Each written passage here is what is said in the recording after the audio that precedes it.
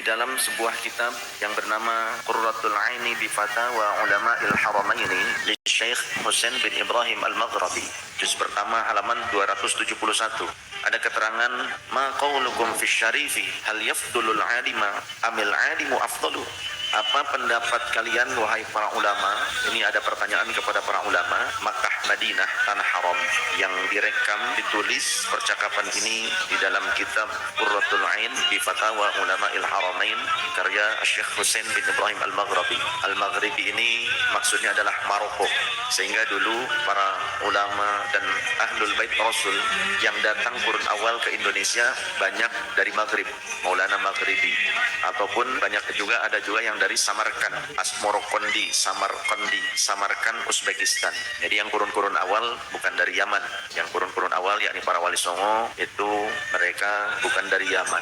Melihat pada catatan sejarah kuno, mereka menggunakan gelar makhdum ataupun sayyid, syarif, maulana, belakangnya al-Maghribi. Kemudian juga ada yang Asmorokondi atau As-Samarkandi, Samarkand, Uzbekistan.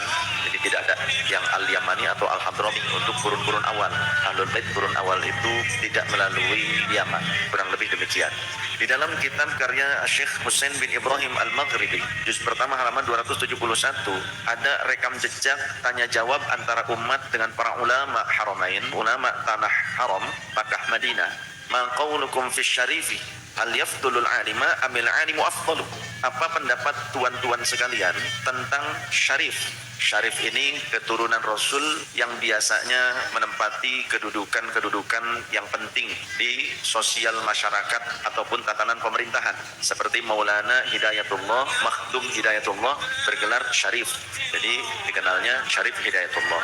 Ayahnya juga Maulana Abdullah bergelar Syarif. Apa pendapat tuan-tuan para ulama Makkah, Madinah ini tentang Syarif, tentang keturunan Rasulullah sallallahu alaihi wasallam?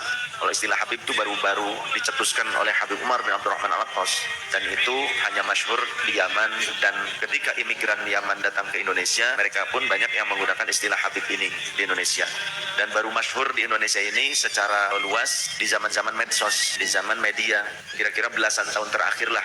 Karena kalau zaman dulu belum merata orang mengenal Habib tuh. Di Cirebon dipanggilnya Ayib.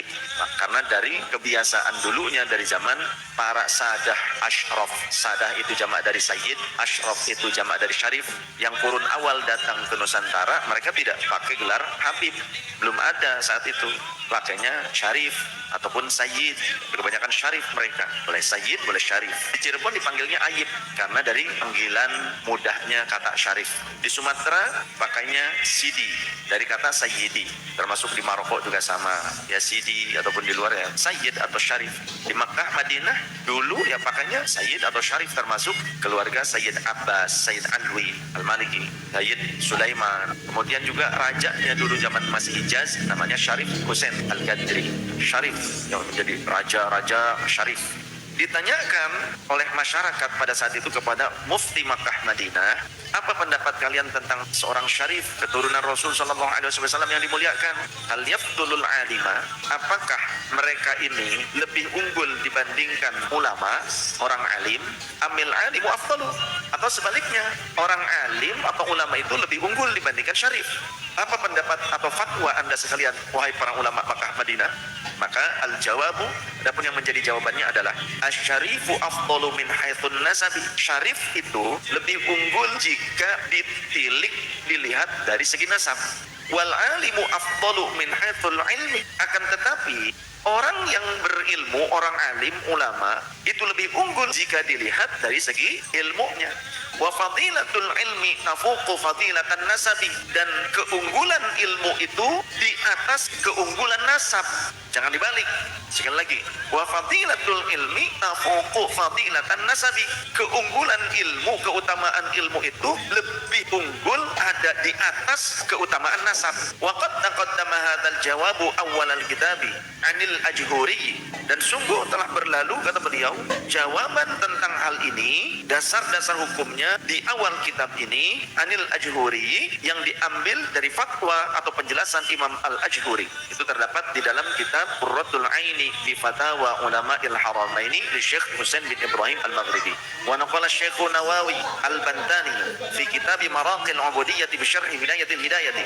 Al-Imam Syekh Muhammad Nawawi bin Umar al-Bantani, beliau menukil di dalam kitab Maraqil Ubudiyyah Syarah Bidayatil Hidayah sahifah ke-79, wa afada ba'dhum anna man intasaba ila Rasulillah sallallahu alaihi wa alihi wasallam wa huwa min auladil Hasani awil Husaini. Dan sebagian para ulama telah menyampaikan sebuah penjelasan keterangan yang berfaedah, sebuah keterangan yang bermakna, anna man intasaba, sesungguhnya orang yang bernasab, menyandarkan nasabnya ila Rasulillah sallallahu alaihi wasallam, kepada baginda Rasulullah sallallahu alaihi wasallam, wa huwa min auladil Hasani awil Husaini, yang ia merupakan anak-anak keturunan dari Sayyidina Hasan dan Husain, dari Al-Hasan ataupun Al-Husaini, wa huwa ghairu alimin, yang padahal orang tersebut tidak alim atau bukanlah orang yang alim, yafuqu ala ghairihi mimman yusawihi fir rutbati bisittina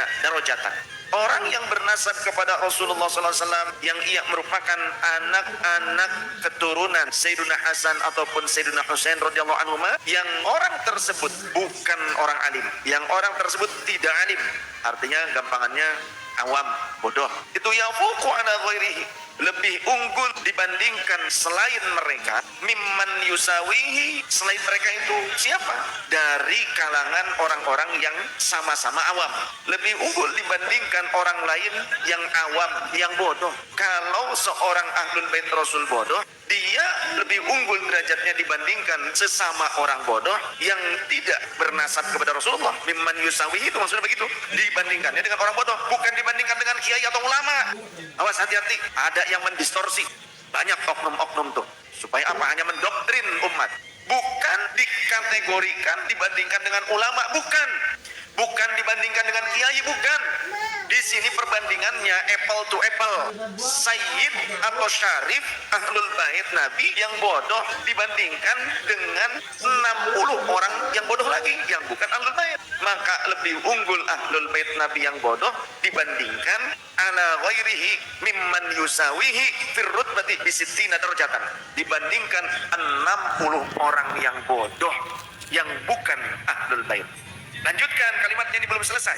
Wa annal alima alladzi lam yantasib ilaihi sallallahu alaihi wasallam bisittina darajatan.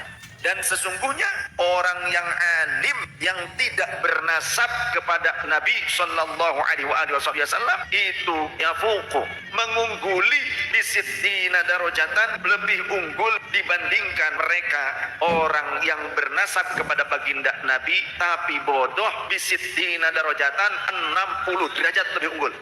Ulama, kiai, orang alim yang bukan ahlul bait Nabi, satu orang ini lebih unggul 60 derajat lebih unggul dibandingkan 60 ahlul bait Nabi yang tidak alim. Kalau ahlul bait Nabi yang tidak alim, yang bodoh, dibandingkan dengan 60 orang yang bukan ahlul bait Nabi yang awam, memang lebih unggul setara 60 orang awam yang bukan ahlul bait.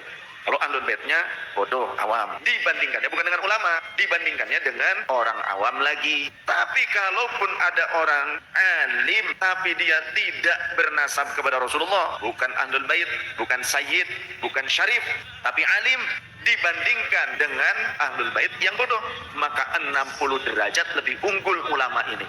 Jadi jangan sombong dengan nasab, jangan sombong dengan nasab.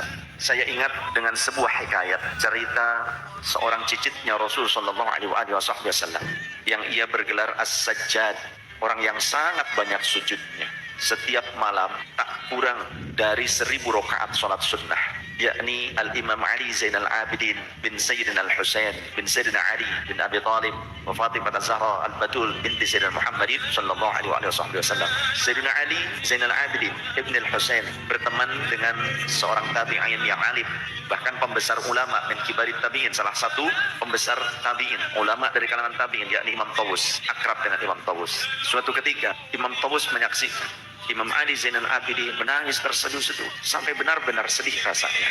Lantas Imam Taus berkata, wahai putra Husain, cucu Ali bin Abi Thalib, wahai cicitnya Rasulullah sallallahu alaihi wasallam, apa yang kau sedihkan, yang membuat engkau menangis terseduh-seduh sedemikian hebatnya, sedangkan engkau adalah putra dari orang yang mulia, kau adalah cucu dari orang yang mulia, dan engkau adalah cicit sang Nabi.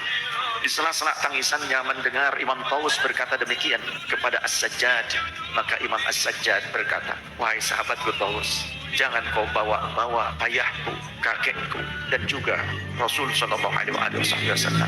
Sesungguhnya aku sedang berpikir bagaimana kelak akhir kehidupanku. Aku sedang berpikir bagaimana kelak keadaanku di akhirat. Karena Allah Subhanahu wa taala menyatakan, fa idza nufikha fis suri fala ansaba bainahum yawma idzin wala yatasaalun wallahu wa rasuluhu a'lam bi muradi wa ma'nah. Jika sangkakala ditiup, yakni sangkakala yang kedua, maka nasab pada saat itu tidak ada harganya. Nasab pada saat itu tidak bisa menolong dan tidak akan saling bertanya satu sama lain tentang nasab pada saat kiamat terjadi. Allah juga berfirman, fa idza ja'atis sakhah yauma yafirrul mar'u min akhihi wa ummihi wa abihi wa sahibatihi wa banihi likulli imri'in minhum yawma idzin sya'nun yughni wallahu wa rasuluhu a'lam bi muradi wa ma'nah. Pada saat sangkakala yang kedua ditiup, hari di mana seluruh manusia saling berlari satu sama lain. Mereka akan berlari begitu saja meninggalkan saudara-saudaranya. Juga mereka berlari dari ibu mereka. Mereka juga berlari dari ayah-ayah mereka. Wa sahibatihi wa bani, mereka juga akan berpaling meninggalkan sahabat-sahabatnya dan juga anak-anaknya. Mereka tidak akan peduli kepada keluarga yang memiliki nasab dengannya pada saat itu. Likulli imri'in minhum yawma idzin sya'nun yughni. Keadaan mereka saat itu dalam keadaan yang genting, keadaan yang kacau pada saat itu. Setiap manusia merasakan kegentingan dan kekacauan masing-masing. Allah Subhanahu wa taala juga berfirman, yauma la yanfa'u malun wala banun illa man atallaha biqalbin salim. Hari kiamat adalah hari di mana harta dan anak-anak tidak akan bermanfaat pada saat itu, kecuali hanya orang-orang yang datang kepada Allah dengan membawa jiwa yang selamat, membawa kolbu yang selamat, kolbu yang ketika di dunia mereka jaga, kolbu yang ketika di dunia mereka rawat untuk terus bertakwa kepada Allah, beriman, selalu diisi dengan roja wal khauf, harapan dan rasa takut dari Allah Subhanahu wa taala. Kalbu yang selamat dari maksiat, jiwa yang selamat dari dosa-dosa, jiwa yang senantiasa bertaubat ketika berdosa, jiwa yang selalu pandai merasa bahwa dirinya bukanlah apa-apa, jiwa yang selalu menghisab dirinya ketika kehidupan di dunia, jiwa yang selalu pasrah kepada Allah, jiwa yang selamat dari hubbud dunia, jiwa yang selamat dari sombong, jiwa yang selamat dari riya, jiwa yang selamat dari ujub, merasa bangga diri, merasa lebih unggul dibandingkan orang lain, jiwa yang selamat dari sum'ah, dari selalu menyukai pujian, bahkan mencari pujian, jiwa yang selamat dari kebusukan-kebusukan dia, jiwa yang selamat yang selalu hidup dengan mengingat Tuhannya, jiwa yang selamat yang selalu mengikuti keridhaan Tuhannya, yakni Allah, jiwa yang selamat yang tidak mengikuti nafsunya dan bisikan syaitan. Itulah yang akan selamat pada hari kiamat, pada hari pembangkitan, hari ketika dihadapkan dengan Allah. Jiwa yang tidak akan merasa malu di hadapan Allah, jiwa yang tidak akan menyaksikan organ tubuhnya bersaksi atas kebusukannya, jiwa yang tidak mendustakan janji-janji Allah, jiwa yang selalu menjaga janjinya di alam ruh kepada Allah, jiwa yang selalu menjaga baiatnya, jiwa yang tidak menentang ketetapan Allah, jiwa yang tidak melanggar hukum-hukum Allah, itu yang akan selamat. Sehingga kenapa harus menyombongkan nasab? Kenapa harus menyombongkan sedangkan kita tidak bisa mengikuti jejak kemuliaan leluhur-leluhur kita? Kenapa hanya bermodal nasab kemudian mengkerdilkan orang lain, mengkerdilkan bahkan orang-orang yang soleh, mengkerdilkan para ulama, mengkerdilkan para kiai, yang bahkan mungkin di antara mereka juga memiliki nasab yang mulia yang bersambung kepada Rasulullah SAW. Namun mereka orang-orang yang tawadhu, mereka orang-orang yang mendapatkan ilmu dan amal saleh serta ketakwaan. Bisa jadi. Terlebih di negeri kita Indonesia, begitu banyak ahlul bait Rasul yang mereka tidak menampakkan nasab mereka, yang mereka wajahnya juga wajah pribumi, namun mereka memiliki aliran darah dari Rasul Shallallahu Alaihi Wasallam. Bahkan mereka diberikan keunggulan oleh Allah berupa ilmu, berupa akhlak yang mulia, ketawaduan, amal soleh, kealiman ilmu yang sangat luar biasa. Karena kalau kita mau jujur dengan firman Allah, hal yastawil ladzina ya'lamuna wal ladzina la ya'lamun, apakah sama kedudukan orang-orang yang mengerti ilmunya dengan orang-orang yang tidak paham tentang ilmunya Allah? Apakah sama? Tentu tidak sama antara orang-orang yang diberikan anugerah ilmu oleh Allah untuk mengamalkannya, untuk mengajari manusia bermartabat, mengajari manusia berakhlak mulia, mengajari manusia tentang hukum-hukum Allah. Semakin takwa, semakin soleh orang-orang lain. Jika dibandingkan orang alim dengan orang yang tidak alim, apakah sama? Tentu berbeda. Jadi jangan hanya modal nasab, kemudian mengkerdilkan para ulama, para kiai, mencaci maki mereka, menghinakan mereka, menganggap dirinya yang tidak alim itu lebih pantas untuk dimuliakan dibandingkan ulama. Rasulullah Shallallahu Alaihi Wasallam pernah menegur keluarganya sendiri. Ya Bani Hashim, la ya'tini nasu yaumal qiyamati bi a'malihim wa ta'tuni bi ansabikum. Wahai keluargaku Bani Hashim, jangan sampai nanti pada hari kiamat orang-orang datang kepadaku dengan membawa amal soleh mereka yang begitu banyak, tapi kalian hanya membawa nasab kalian saja untuk menghadap kepadaku. Sungguh memalukan. Bahkan di dalam riwayat yang lain, dalam Sahih Bukhari dan Sahih Muslim, diriwayatkan Rasulullah Shallallahu Alaihi Wasallam bersabda, wa man batta'a bihi amaluh lam yusri bihi nasabuh. Siapa yang amalnya jelek, amalnya busuk, amalnya sedikit, maka kemuliaan nasabnya tidak akan mempercepat dia sampai pada kemuliaan di hadapan Allah Ta'ala. Siapa yang amalnya jelek, amalnya busuk, akhlaknya buruk, nasabnya yang mulia yang ia miliki tidak akan mempercepat dirinya sampai pada kemuliaan yang hakiki. Tidak akan menjadi mulia hanya karena nasab saja. Seseorang bisa mulia dengan ilmu dan akhlak yang baik.